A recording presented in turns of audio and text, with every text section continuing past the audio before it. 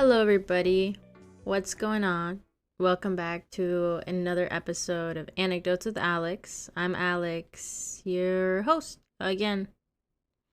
Um, Today, okay, let's back up. I hope you all are doing fantastic. I hope you're having a wonderful month of May. We're halfway through, almost, which is bizarre. And then we're almost halfway through the year. And I still feel like I'm 17, healing from being 17, which is insane. But regardless, things are going okay over here. This week I want to talk about a topic that I feel like I kind of pretend doesn't exist in my life because I try and just turn a blind eye to it. But I realized this year that it's affecting me a little bit more than other times. And that topic is just body image and just body image. So I guess here's your trigger warning. If anybody gets easily triggered about these topics or anything, this might not be an episode for you.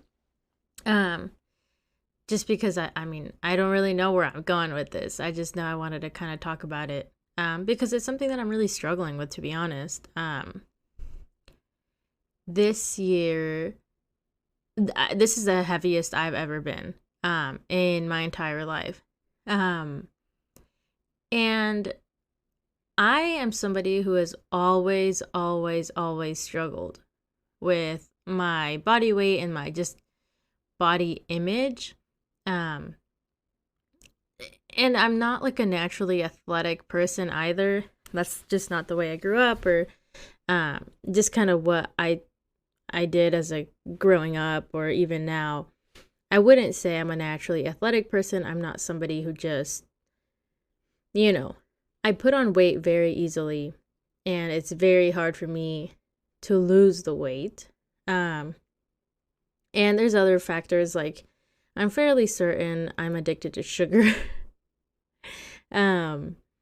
Which is a work in progress. And also I wouldn't say I am like a binge eater, but I do partake in like binging in it, mostly because I use food to cope. That's a better way to say it. And so usually when I'm doing very well mentally, I can, I'm in the headspace to like cook my own meals, or I'm not really craving the sugars. But there are times when, if I'm going through a rough patch, the first thing that comes to mind is I want to eat a lot, which is very odd. And I think it can also be a very isolating thing to think about, because most people, I would say, don't have those kind of thoughts. And if you do, I feel you. It sucks. It's not something that I became aware of until I'd say this year. I know, like looking back, I do realize that this has been a pattern for me for a very long time. And it isn't until just recently that I put like two and two together and I was like, oh, damn. Like, I'm eating not even because I'm bored. It's just because I need something or I'm lacking something. And I'm kind of making up for it with food, which is very interesting. It's something that I'm trying really, really hard to break because, it's just terrible. It's almost like a self-punishment in a way. It almost also feels like it's like you're trying to find control. At least that's how it is for me. And by no means, I am not giving any like advice in terms of like dealing with this. I'm also not diagnosing myself or diagnosing anybody, just a disclaimer.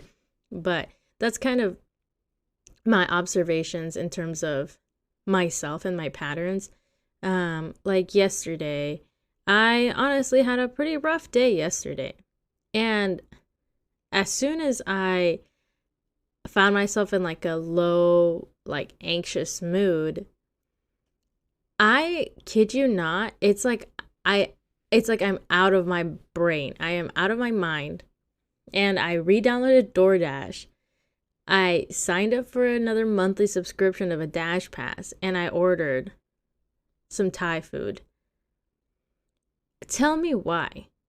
You know what I'm saying? Like as I was ordering it, I was like, don't do this. Like just make your own food. It also didn't help that I would have to make an entire new meal.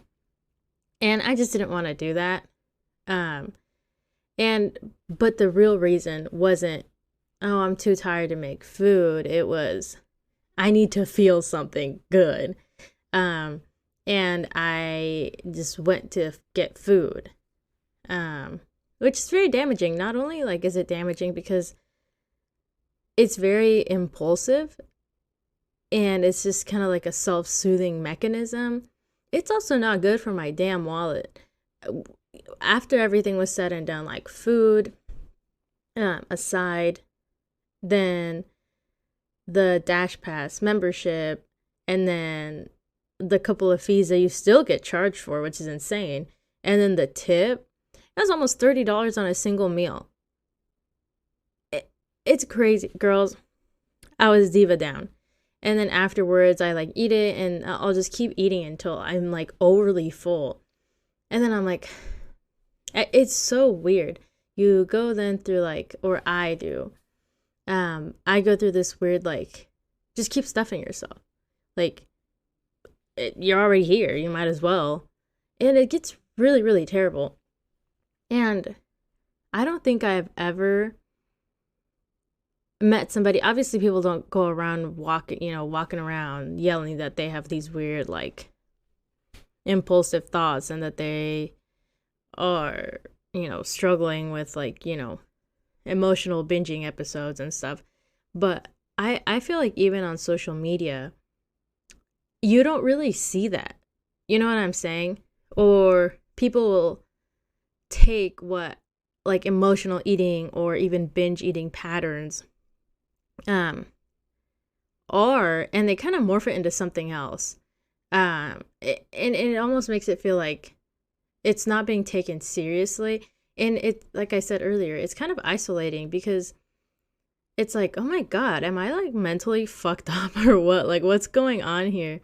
um and then this also just kind of rolls into just, if you're somebody who struggles with your weight or just kind of staying at like a healthy like body composition, this for me has been so hard because it almost feels like in order to, like, my goal right now, so I would be lying if I said I did not want to lose weight, right?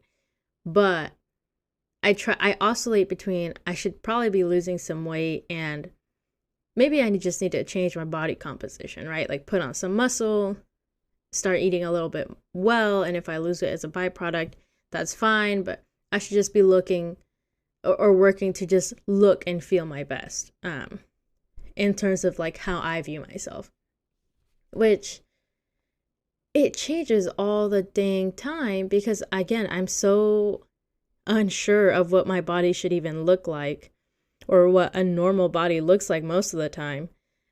Because one, what you see on social media is like bananas, but then did you hear that? I just was like talking and like a weird noise came from my throat. Anyways, and yeah, and then in the real world, like you see all these different types of bodies, and it's like, what am I supposed to even look like? Like, what is healthy, right? What is healthy to me? And then a few months ago, well, almost a year ago, I had some labs done, and my cholesterol is out of the fucking tank. My cholesterol is very high. I'm sure part of that is genetic.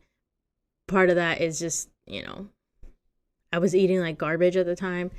And I think I'm like 0.2 or something from being considered pre-diabetic. they didn't look too good. Okay, I'll say that my labs didn't look too good. I am not very healthy. And if anything, I've gained more weight since my labs almost a year ago. Um, and I don't know, man. It's just been really hard, especially like I was saying, as somebody who's trying to get into like a kind of like a fitness journey or like try to find a good spot for myself in terms of my body composition and being strong enough to pass things like, the Army Combat Fitness test and, you know, being able to pass tape, or at least being able to, if I'm not passing height weight standards, then at least be able to pass the tape to measure my body fat. Which is another whole layer of complexity when it comes to struggling with body weight for me, and just my body image, my body weight, struggling with my relationship with food. I'm like getting emotional over this. I don't know why. But being in the Army, especially with the older body fat tape tests and all that stuff, like I would be lying if there was not a sense of shame when you have to get taped, right? Like, even though I know that as I am, even though this is the heaviest I've ever been, I can still pass tape, there is a sense of shame in, when they're like, hey, whoever needs to get taped, come over here. Because it's almost like, oh God, or it's like, here goes the line of fatties. You know what I'm saying? And that might not even be the case now. And especially, in my unit, I would never, nobody would ever say that to us. But it just feels like it, right? Like, ugh, you failed to pass your tape or your height weight. You're fat, so let's tape you. Make sure you're not actually fat.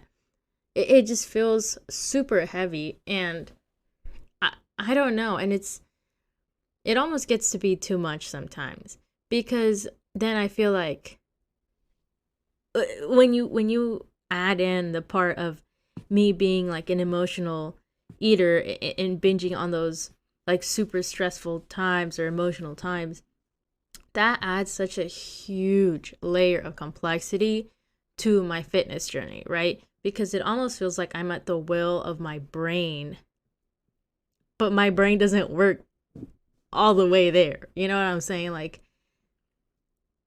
it's like I could have I obviously, like, I would have to build discipline, right? And that's a huge part of it, just being disciplined enough to know when to not. But it just makes it all that much harder. And I guess we're 12 minutes in, 13 minutes in, but basically to say that I feel for you. If you are somebody who struggles with your relationship with food, like, I get it, and it fucking sucks. And I wish you the best. And we're gonna get through it at some point. And sometimes we just need to hear that our bodies and our performance, and everything about us is still Gucci gang, and we're still worthy of being out in the world and wearing clothes we like and feeling pretty, and not even to get validation from others, but more so from ourselves, because I feel like I'm at a spot where I'm hesitant to even take compliments, because I feel like I shouldn't be taking these compliments for a body and a brain that doesn't seem to work all the way well, or all the way there. And especially if you have like injuries or whatever, recovering from one, it's really hard to sometimes see the value in your own body and mind when it seems like it's always, fighting you.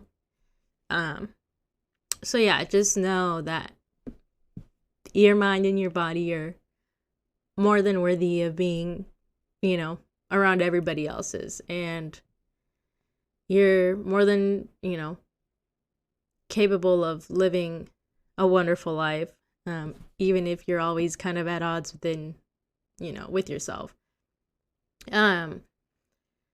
Something that apart from yesterday, my I guess, I don't know if it's like a relapse, I can't think of the word, but my little fallback yesterday with just ordering takeout and eating the whole portion, and all that stuff was something that has helped me.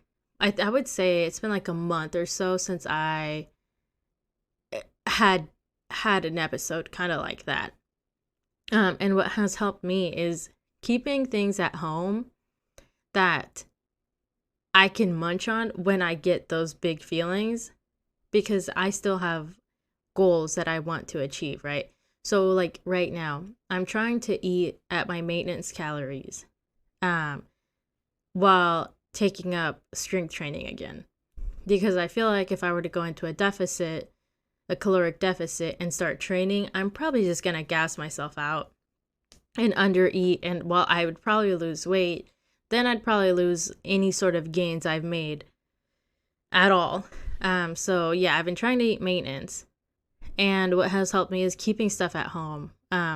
Like I have some like organic gummy bears that I really like. I found a way to make my coffee at home, which is kind of my go-to for my big benders when it comes to food and feeling upset. It'll be, let's go and get some coffee from Fairway Coffee. Shout out Fairway Coffee. I love that place. But anyways, like it's still a lot of sugar, right? And it's delicious, but it's money and it's sugar, which is just making it bad. And also my caffeine intake has been terrible. So just keeping things that are kind of alternatives, but still sweet enough to kind of hit that spot, because I'm a bad cold turkey person. Like I cannot just go cold turkey, because then I'm just going to be yo-yoing. So that for the last month, today was actually the first time that I got coffee out, I think in like over a month. I deleted all my ordering apps from any coffee like place. I took out all my stamp cards from my wallet, just because it helps me be like, well, I'm not really like the whole like you get rewards for every order and stuff. Like I just had to kind of eliminate that from my proximity, because or else I'm going to keep using it. That's why I didn't have DoorDash on my phone until yesterday. Clearly, my anguish was bigger than any sort of discipline I had. But yeah, so that's been really helpful. Like I was saying, like finding a way or finding some at-home coffee like alternatives that you really enjoy. And if you are on a fitness journey, or if you are keeping track of like your macros or your calories, you know, having it be so it still fits your goals. Like if I want to have 3 hazelnut oat milk shaken espressos at home, I know I can probably have 3 at home for the same amount of calories and sugar that I could at like Starbucks or, you know, the Black Rock. And so that has been a huge help. Having frozen vegetables has been really helpful, actually, because washing vegetables, washing lettuce, it irritates me. I do not enjoy cutting, like I enjoy cutting them up, but then cooking and all that stuff, it's so much easier when you are busy, and like my partner is busy. We have conflicting schedules sometimes. It's easier to just have a bag of sweet potatoes than try and freaking peel and chop up a big old sweet potato and then bake it on top of that. An air fryer is a godsend. If you don't have an air fryer, you need an air fryer. But anyways, that has been really good. And also just it helps you get, you know, it helps you eat healthier, which at the end of the day makes you feel a little bit more nourished. And to me, when I eat healthy, it almost feels like I am taking more care of myself. Like I am giving myself love by taking care and making sure that I'm eating well. Because if I have like McDonald's, let's say, I'm going to feel like garbage right after. And I know that every single time. And so when I do it, it almost feels as though I'm kind of betraying myself, because I know for a fact my stomach is going to hurt after I have McDonald's. Yet I'll still choose to do it anyways. If that kind of makes sense. So finding ways to nourish your body, but satisfy those cravings at the same time, especially if you're like me and can't just be going cold turkey on sweets and coffee and all that kind of good stuff. Something else that has been really good for me in terms of keeping me I think this was from Atomic Habits that I read this, like habit stacking, I think it's called. Um, Something like that. It's like you do one thing and then it'll eventually lead to the other. But for me, it has been more of like a carrot, stick thing where I need to have some sort of incentive to work out. I really do. Driving to the gym is already way too much for me. It's a little bit too far, but even the money that I'm putting towards that membership means nothing to me, which is terrible because it's a waste of money. And yet that still doesn't stop me, which is bizarre. But anyways, so for me, having something like a pre-workout or something that I know, it's like it puts me in the mood like, okay, there it is. I'm having my Celsius and I'm going to work out and that's it. Which I actually forgot to buy some today. Dang it. Well, anyways, I should probably stop drinking it because my caffeine intake is way too high. I think I'm about to hit 400 milligrams a day as of like these last 2 weeks or so. But yeah, so that I need to work on that. Anyways, so for me, like this last week, that kind of kept me consistent. I would have like a Celsius every other workout or something like that. Or an electrolyte packet. I'll put it in my water. And then when I know I'm about to work out, I'll do that. And it kind of puts me in the mood. Like, when the gym girlies put on their cute outfits, kind of like that. Just get my brain rolling into that sort of mindset. So that has been a huge help in terms of being consistent, in terms of taking care of my body physically. Because ever since I got injured, I think I just kind of, although I did need to rest, I feel like I kind of took it a little bit too far on the resting side, and I didn't even keep up, with walking too much or maybe doing upper body workouts as much as I should have. But you live and you learn. What else has been useful to me? Oh, I remember something else. I know this is kind of a double-edged sword because you want to kind of tackle the reason why you're having issues with maybe like emotional eating and going on these freaking eating benders. Like you want to try and address that, and that is still a huge work in progress for me, like trying to figure out why I'm upset and trying to redirect those feelings. And something that for me has been a huge help on top of all these things is like yesterday. Don't get me wrong, I still messed up yesterday. Like I still completely had like a little mini relapse thing, but it could have been worse. And what helped me mitigate it was actually, for real, putting a YouTube video on or some sort of entertainment that takes you out of your head in that moment. Because if I had stayed in my head, I can guarantee you I would have hopped back on DoorDash and probably ordered some coffee or a milkshake or something. And by just watching a YouTube video, it was like a 20-minute video. I don't even remember about what it was, but it took me out of my head. And then afterwards, it was kind of like, I was a little bit more mellow. I was like, okay, I already ordered the food, so I should probably eat it. But, it kind of helped me process why I was feeling things, why I was doing things, and it helped me be a little bit more in control and more removed from the chaos that was going on in my head. So, I just be wary of the distractions that you're using. I think I would rather use a sort of like video, something that has a start and a finish to it. Or like music. Music is another thing that really, really helps me because it has a start and an end. So at the end, it's kind of like a hard reset and then you'll move on to another song kind of thing, or you can pause there. Same with the video. It has a beginning and it has an end. Whereas with social media, as a distraction to your emotional turmoil, I guess, it's kind of difficult because then it doesn't have a beginning and an end, right? The end could be hours out from when you start scrolling. So just be wary of that and, pick your distraction accordingly. Or maybe like a book. That's something that I should actually probably do. I have too many books now. and I have not read much of them. So, and that has a pretty good start and an end, actually, like every chapter or every 10 pages, something like that. That has, like I said, a hard beginning and a hard stop. Also, I'm circling back to kind of like the more physical fitness side of it, but if you are somebody who struggles with emotional eating, or just like your emotions in general, I would say, and if you don't have any like fitness goals or anything, I would say try and find a physical activity of sorts that you enjoy. Okay?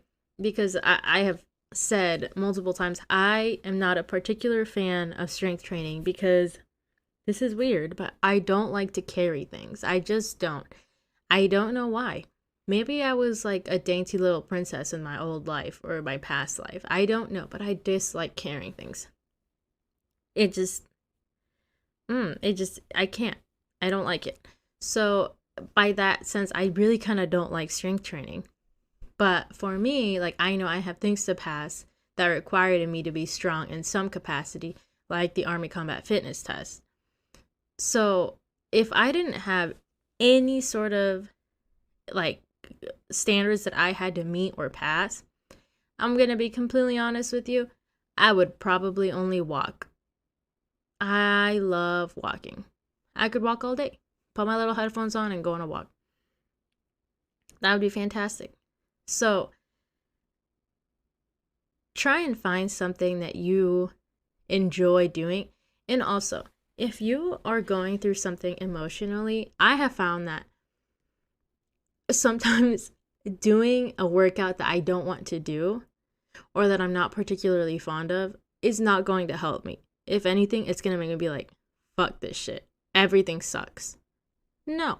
Okay? But now if I hop on my little walking pad when I'm upset because I like to walk, 9 times out of 10, I will leave the walking pad feeling better and a little bit more accomplished because I still got some movement in.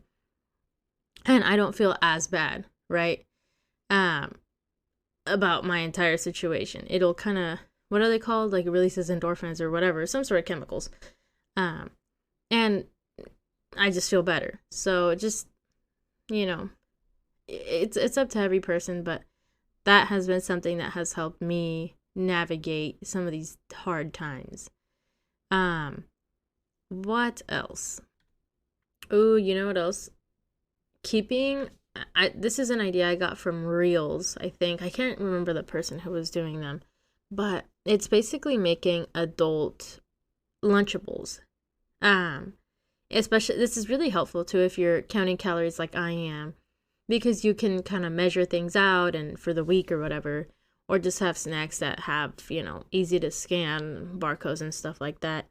It's super easy to make those, and it's really cool because if you get the urges like I do to sometimes just like go in and fuck up a bag of chips, you can kind of like it's really hard to say give into that impulse, but like I said, there are times when I am genuinely, I cannot just cold turkey something.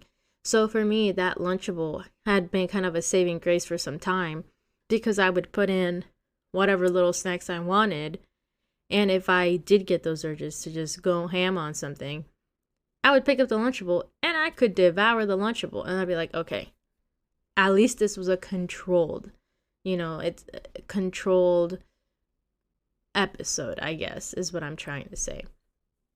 So there's that. There's like kind of like accommodating and making you slowly but surely, take steps to taking control of these episodes that you may or may not have, like myself. So yeah, those are some things that have been really helpful. One last one, I guess, would be if you know you're going to flop, like you have no backbone like me sometimes, especially when it comes to things like chocolate, girl, just don't keep them in your house. It was in March. It was leading up to Easter. We were selling, where I work at, we were selling Easter egg chocolate things. And it had like cereal inside. I'm not quite sure. but they were really good. They were really good. I came home and I finished a bag in like one night, and it was bad. That is not good at all. Especially not with the goals that I'm trying to meet, and trying to make sure I'm only at maintenance calories and not gaining more weight. Yeah, it was really bad. It was bad. And then guess what? I went back the next day and I bought another bag. I made it last a little bit longer, but my dog is about to fall off the couch and onto the printer. But okay, let me fix that. Okay, I'm back. But yeah, that was just, I just, after that I realized I cannot be keeping things that are very tempting and that are, I know are gonna hit really good every time in the house. I just can't. I'll have to go buy a one-off Tuesdays kind of candy. Like if I go to the store, I'm really craving chocolate and I remember to grab it, I'll grab like a Milky Way bar or something, but I cannot keep them at home or else it's game over. It's Jover.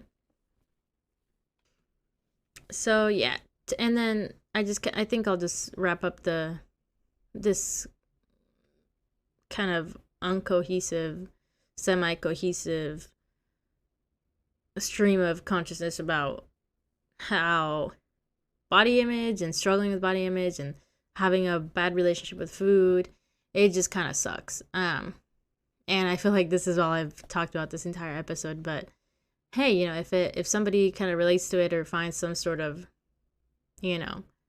doesn't feel as alone about it, then this episode did its job. But I wanted to round off by saying that if you have gained weight or if you have lost weight for whatever reason, truth be told, in the last 3 years, I think I've put on almost 35 pounds.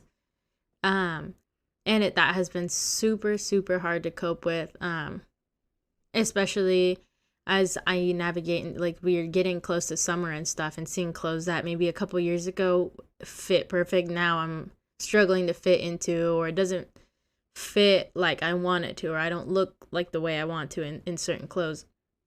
Just know it's okay to buy new clothes to fit you. Obviously it costs money and stuff, and it's a privilege to be able to afford new clothes most of the time. You deserve to have nice clothes, okay? That is something that I have been struggling with, as I am like hoarding clothes in my closet and in my storage area that will probably not fit me for another year or two if I ever get back to that size, right? And I have just been kind of cycling the same like 2 pairs of jeans and same couple of t-shirts because that's kind of what I'm comfortable in, which is absolutely fine. But I always miss like dressing up, or I miss having, another set of pants that I like being in, or that are comfortable, or that I'm not having to, kind of unbutton because it's too tight, but I still want to wear it. When I know I could just go out and buy a new pair of jeans or a new pair of pants or whatever, or t-shirts or blouses for that matter. And I'm saying that this kind of whole episode just was sparked by yesterday's turn of events. And then today at work, we can't wear shorts, which is crazy considering how hot it is getting.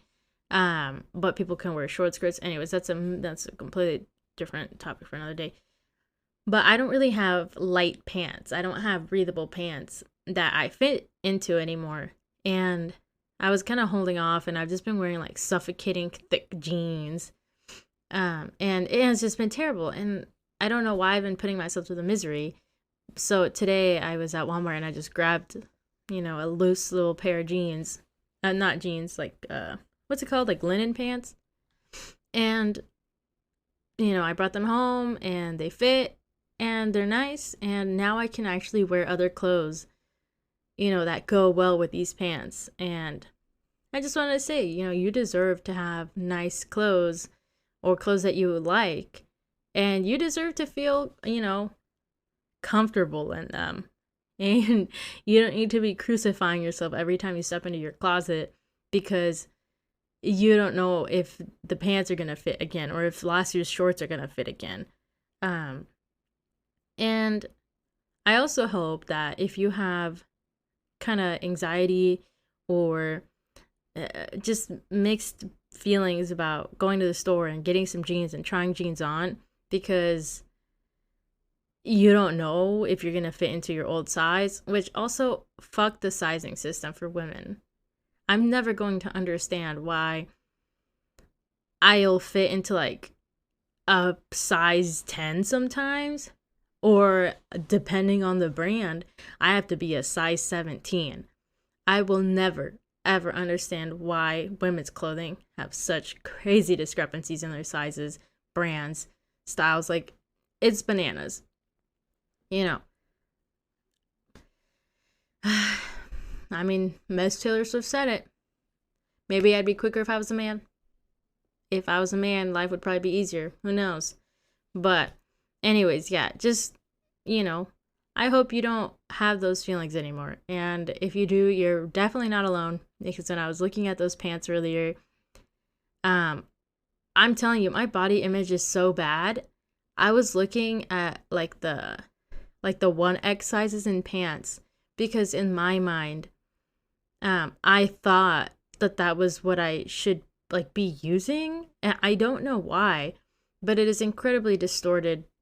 I think that the word I think is body dysmorphia. I think that's what it is, but I don't know if you have to be like diagnosed with it or anything. I'm not quite sure, but yeah, and it was very, very like interesting, I guess, to when I like look at the mirror, I'm like, oh, hold up, no, these pants are not my size. This is, they're a little bit bigger than what I guess what I'm trying to say is just sometimes get it out of your head and be a little bit more unbiased towards yourself. Because a lot of the times your mind, if it's anything like mine, is a little bit tricky and a little bit deceiving when it comes to seeing yourself for who you really are, both like emotionally, mentally, and physically. So just kind of be wary of that, and don't be afraid to use fitting rooms if they're available to you so that you know and you kind of start practicing getting over that fear of buying new clothing and trying new clothing, because going shopping shouldn't be fucking stressful every time. It shouldn't leave you feeling like you want to cry on the ride home from the mall because you're another size, or you're one size in one store and then another size in another. Because that's how it is like for me most of the time. And it's just an unhealthy way of thinking. And we don't deserve that, girls and boys, all of us. We don't. We deserve to just be happy and be content with ourselves and find healthy ways of managing our emotions. And we deserve all the good things. Everybody deserves all the good things. And yeah, I guess that'll be it for this episode. I hope that I did my self-proclaimed duty of trying to have somebody feel even just a little bit less alone, because it can be brutal out here, and the world is already all sorts of messed up, and the least we could do is be nice to each other, because we gotta, or else this world will be even more terrible. Anyways, that went somewhere where it wasn't supposed to. Have a wonderful day. Thank you so much for tuning in. I will likely be doing episodes every other week just because just my schedule, and I also don't want to have my hobby turn into something where I'm banging my head against the wall because I'm not feeling inspired, or I don't have the energy or whatever. So I'd rather have like a couple, an episode every other week. And if I feel like it, have a bonus episode or something here and there as a little treat, instead of trying to force content out, like I'm a machine or something. So yeah, anyways, have a wonderful, wonderful, wonderful week. And I will see you in a couple weeks or sooner if I decide to record anything else. Bye.